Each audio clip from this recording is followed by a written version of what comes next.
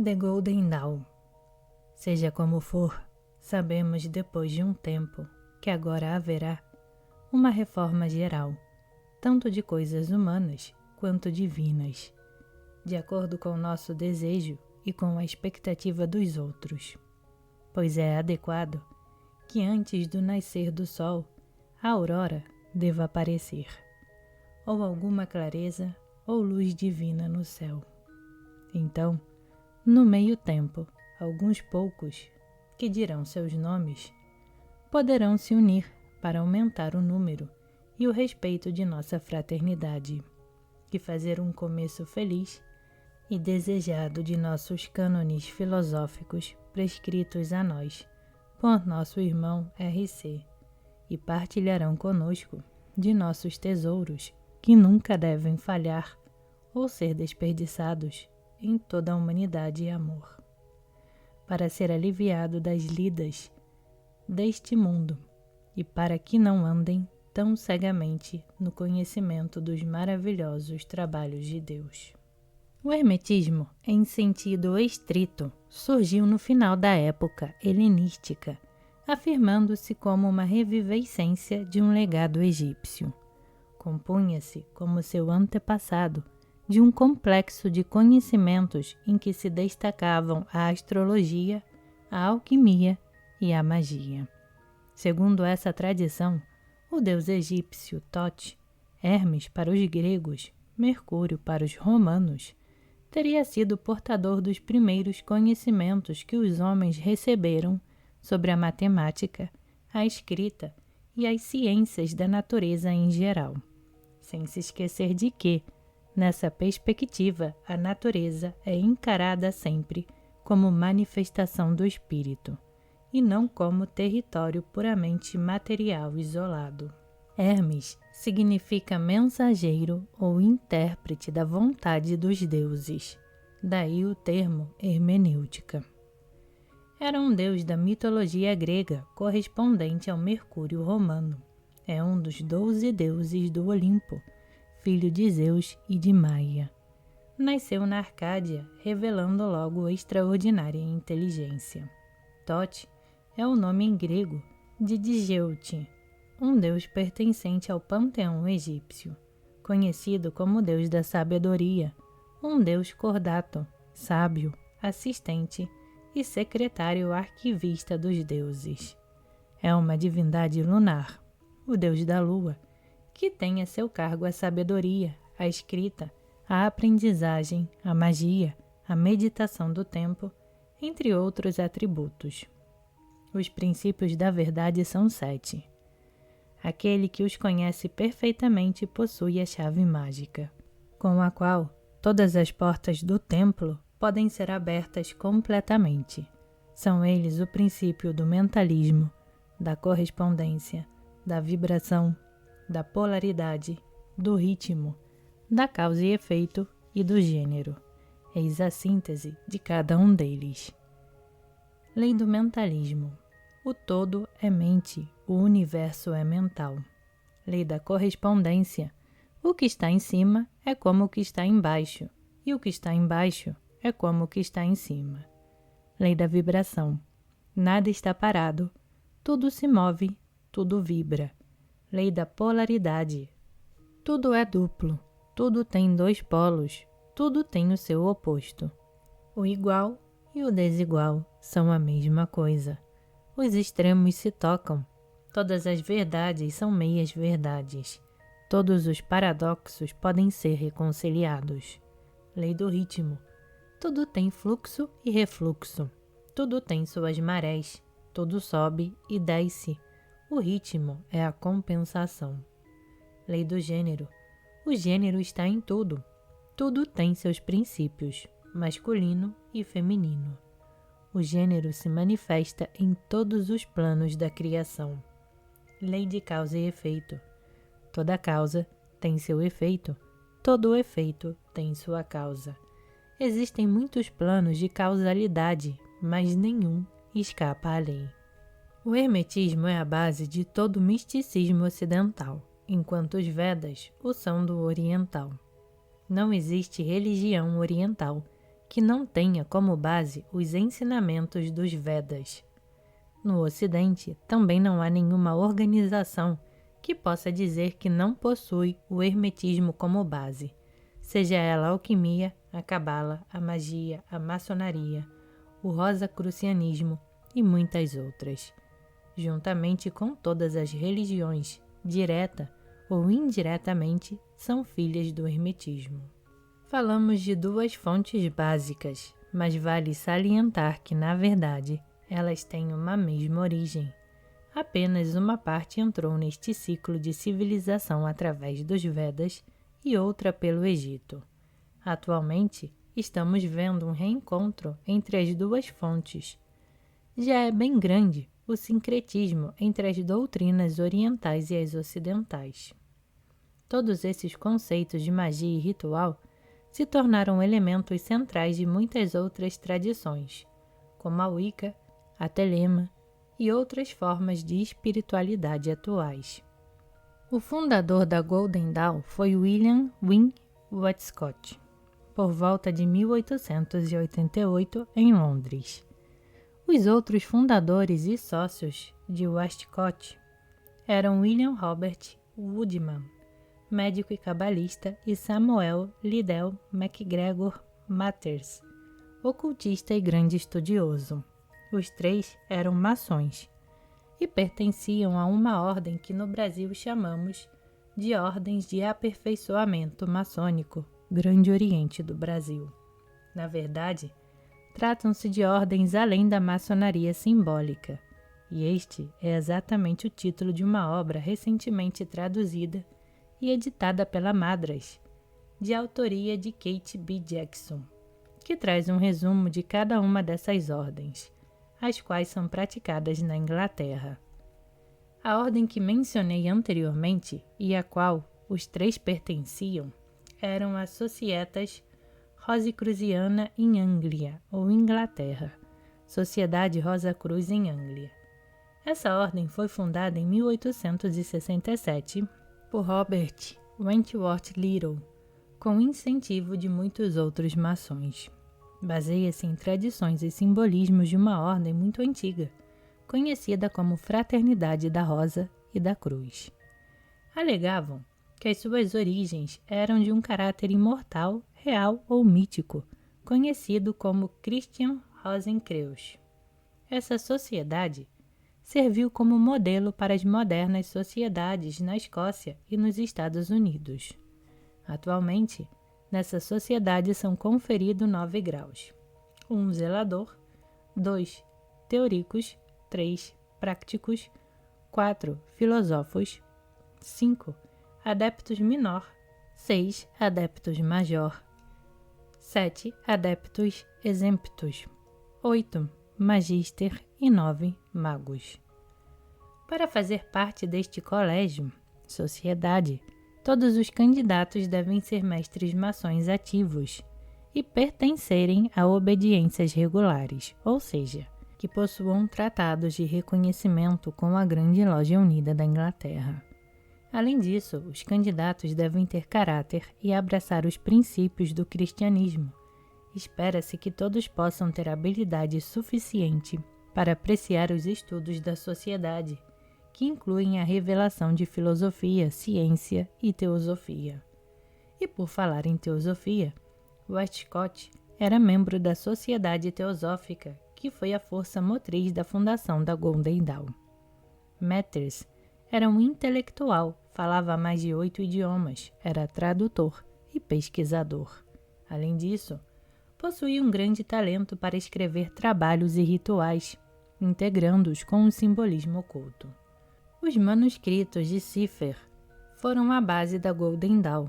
Diferentemente da maçonaria, aceitavam mulheres e homens, desde que fossem cristãos. Já na maçonaria, só podem ingressar homens que acreditem em um ser supremo. Esses manuscritos foram encontrados e cifrados por Westcott, no meio da papelada de Kennedy Mackenzie, ocultista inglês e discípulo de Eliphas Levi. Para muitos, esses textos foram ditados, revelados. Outros acreditam que eles foram até mesmo canalizados. várias pessoas famosas participaram da Golden Dawn. Citarei alguns exemplos: a atriz Florence Farr, a revolucionária irlandesa Maud Gonne, o jornalista e escritor de novelas e contos de terror e fantasia Arthur Machen, o poeta irlandês, senador e detentor do Prêmio Nobel de Literatura de 1923, William Butler Yeats, que em 1924 compartilhou o Prêmio Gutenberg de Poesia com Rudyard Kipling, e o maior ocultista do século XX, Edward Alexander Crowley, que concebeu a doutrina de Telema e em 1907 fundou a Astrum Argentum. Dizem que Bram Stoker, autor do livro Drácula, editado pela Madras, também fazia parte da Golden Dawn, mas não se tem provas documentais sobre isso. John Fortune, Austin Osman Spire, Alan Bennett, Sam Romer, Edith Montes, William Peck, Gerard Kelly são outras personalidades que pertenciam à ordem. Não poderíamos deixar de citar John Dee, 13 de julho de 1957 a 1608, matemático, geógrafo, astrólogo, alquimista, filósofo hermético, astrônomo e conselheiro particular da Rainha Elizabeth I. Na verdade, era seu astrólogo e mago. Ele foi, sem dúvidas, um dos homens mais instruídos de seu tempo. Dee era um cristão fervoroso, mas a sua interpretação a respeito de religião foi influenciada pelas doutrinas hermética e platônica, que eram dominantes na Renascença. Ele também acreditava que os números eram a base de todas as coisas e a chave para o conhecimento. Do hermetismo, extraiu a opinião de que o homem tem potencial para o poder divino e acreditava que esse divino poderia ser exercido por meio da matemática. Ele desenvolveu um sistema de magia cerimonial, mais conhecido como magia enoquiana ou simplesmente enoquiana, que consistia em um sistema de teurgia, magia angélica, psiquicamente transmitida ao alquimista. Crowley utilizou-se desse sistema na concepção do Liber 418, a visão e a voz. O que venho tentando explicar é que a proposta da Golden Dawn era colocar em prática os rituais e os ensinamentos da magia, que eram fortemente influenciados por John Dee, Eliphas Levi e Francis Barrett, entre tantos outros. Seus ensinamentos são fundamentados em graus de aprimoramento, em que o estudante evolui de acordo com as suas aptidões. São 11 graus divididos em 3 classes. Esses graus estão baseados na árvore da vida, proveniente da Kabbalah ou Kabbalah. Já que o citei anteriormente, quero aguçar a curiosidade dos leitores. Preciso falar a respeito do abade francês Alphonse Louis Constant, conhecido dos meios ocultistas como Eliphas Levi Zaed, tradução hebraica de seu nome. Ele é considerado por muitos o mais importante ocultista do século XIX. Nasceu no dia 8 de fevereiro de 1810, em Paris, filho do sapateiro Jean-Joseph Constant e da dona de casa Jeanne Agnes Beauport. Embora saibamos que os estudos ocultistas de Levi começaram no mosteiro, a data de sua iniciação, propriamente dita, ainda é duvidosa. Sabe-se que ele colaborou e foi amigo do famoso iniciador, o mago Papus. No entanto, tudo indica que o ocultista polonês Owen Wronski tenha sido seu introdutor no caminho.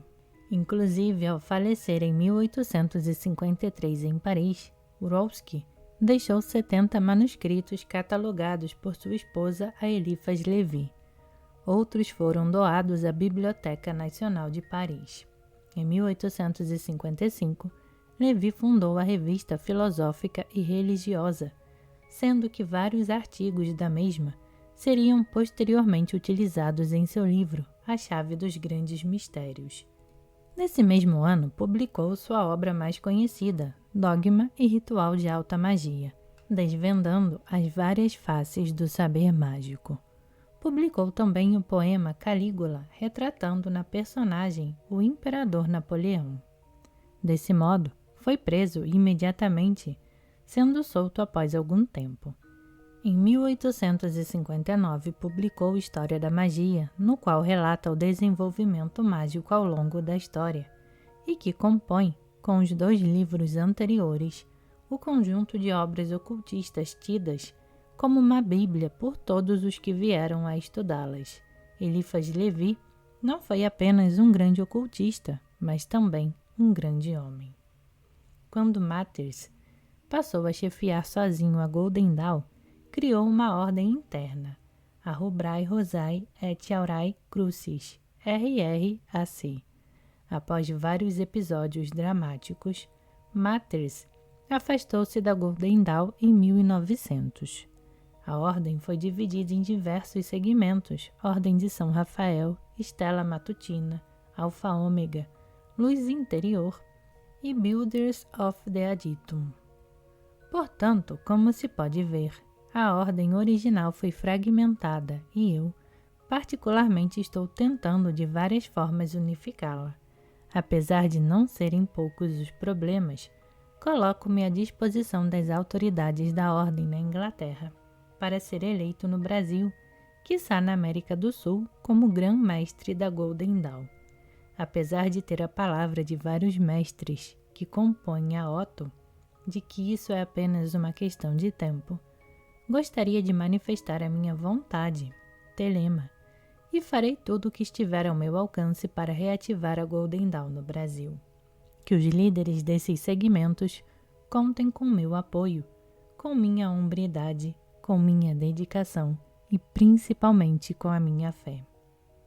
Não poderia falar sobre magia sem mencionar Abramelin e seu texto sagrado, que nos traz uma magia incorruptível dos santos anjos. A propósito, ao introduzir o leitor a esta edição brasileira de A Golden Dawn, creio ser fundamental apresentar-lhe os conselhos de Abraham Ben Simão, a seu filho Lameque, que se encontram na obra Santo Anjo Guardião, a magia sagrada de Abramelin, o mago.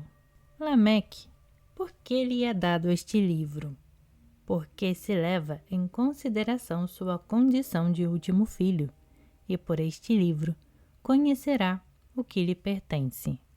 Quanto a mim, cometeria uma falta grave se os privasse dessa graça de Deus, que me foi concedida com tanta liberalidade e profusão.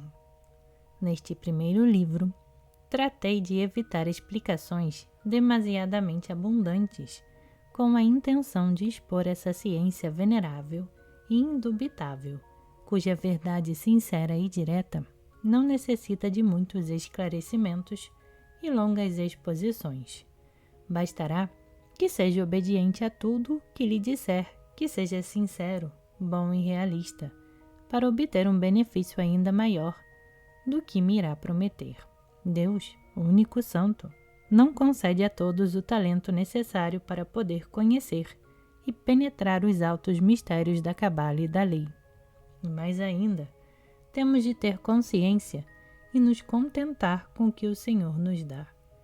E se pretendêssemos ir contra a sua vontade divina e voar mais alto do que ele nos permite, como seu filho Lúcifer, cairíamos, e essa queda seria vergonhosa e fatal.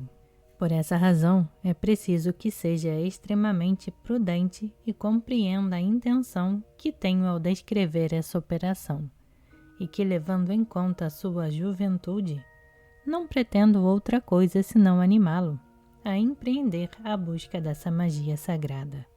A forma de adquiri-la virá logo, com toda a sua perfeição, quando chegar o tempo apropriado para isso.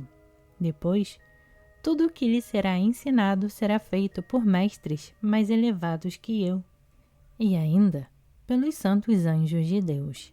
Neste mundo ninguém nasce sendo mestre, e por isso mesmo, todos somos obrigados a um aprendizado. Só aprende aquele que estuda e se aplica, e para um homem, Não pode existir uma referência mais baixa e vergonhosa de que ser chamado de ignorante. Essa referida edição de Santo Anjo Guardião coloca à disposição do leitor de língua portuguesa uma das mais fascinantes e antigas obras sobre a magia sagrada de Abramelin. A obra é dividida em 3 livretos.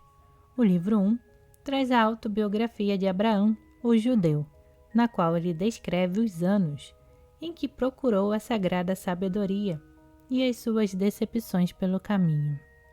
O livro 2 é composto de instruções para a magia sagrada que Abraão afirma ter copiado de próprio punho do original de Abramelin. Ele também explica sua própria filosofia sobre magia. E o livro 3 é uma coleção de talismãs formados por quadrados mágicos em cuja prática as pessoas precisam proferir juramento ao dar suas obrigações. Nela, você encontrará as invocações, os sinais, o lugar, as horas e os dias dos diversos anjos. O texto também mostra como conhecer e descobrir o que o futuro nos reserva. Trata-se, portanto, de leitura obrigatória a todo estudante de ocultismo.